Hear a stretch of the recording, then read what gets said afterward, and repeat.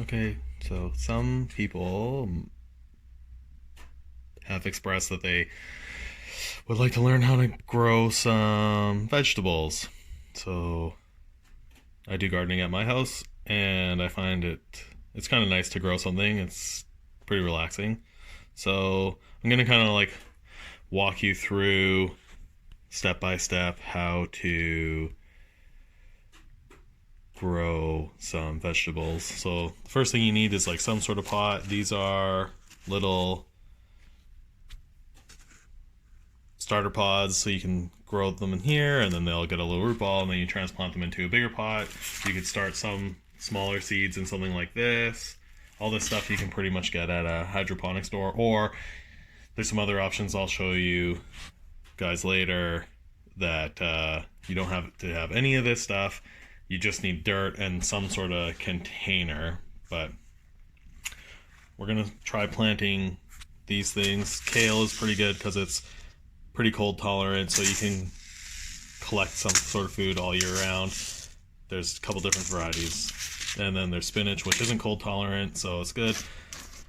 These are watermelon seeds. They grow in like pretty hot climates. I've never been super successful growing them, and these seeds are old, so I'm gonna show you a way to germinate seeds or pop seeds before you start putting them in the ground.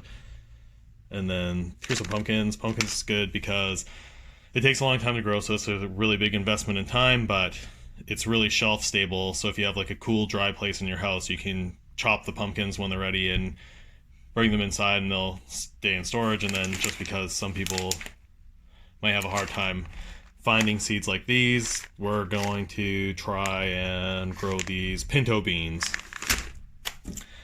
Okay, so another thing just about beans is there's generally two varieties of beans. There's pole beans, which grow up something, and then there's a bush bean, which grow low to the ground. I think pinto beans are a type of pole bean. We'll have to figure that out.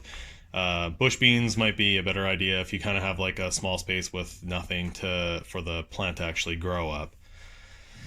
So the first thing we're gonna do, because we can actually direct plant like these pumpkins, we can plant them straight into these pods to start them out. Same with the spinach and the kale.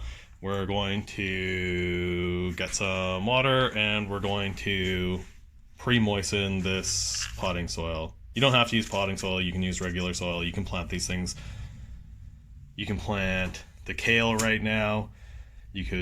Some things you have to start inside, so another time I'll show you kind of like a link to figure out when you should be planting what you're planting. So I'm just going to moisten this soil, and then it'll be wet when we get back together. Okay, so another important thing to remember is to like label your containers if you're going to be growing a bunch of different things, because you don't want to get them confused. Like this Romanesco zucchini, when it starts growing, looks a lot like the same thing as the pumpkin. You won't know until way later. But so if you have a plan on where you're going to plant these things, you want to make sure you're planting them in the right spot. So label them, and then that way you don't get confused. Okay, so when it comes to planting, if you look on the back of the seed, it'll tell you like when and where to plant and how to sow them inside and how to sow them outside. So these things we're starting like super early inside. The plants will be bigger than they'll have like a head start basically for when you would normally plant them. And these seeds are not super big for kale, or most things don't have gigantic seeds. Sorry, it's fucking annoying. Oh, so I just spilled them all. That's a kale seed. It's pretty tiny. That's my fingernail. So all you got to do is you got to take this one thing. You're gonna take your pen. You're gonna poke a little tiny hole, like a 1/4 inch, 1/2 inch deep hole, and then you're gonna plop it in the middle of the hole there. You can't really see it in there, it's pretty dark. And then you're just gonna like throw a little bit of dirt on top, and that's it. And so I'm gonna do that for all of these things. I thought as kind of an experiment we would plant one pinto bean in this one pot, and then germinate a couple other ones, and then see if it makes a difference. So, yep. Okay, so we got all the seeds planted. They're all just lightly covered. I kind of like to use these domes. Just it helps to keep it humid inside and stop it from drying out. That way you don't have to worry about watering them when they're so young. You just gotta check them every once in a while, make sure it's not too hot in there. You want to like take this and you want to put it somewhere, hopefully like a window with southern exposure.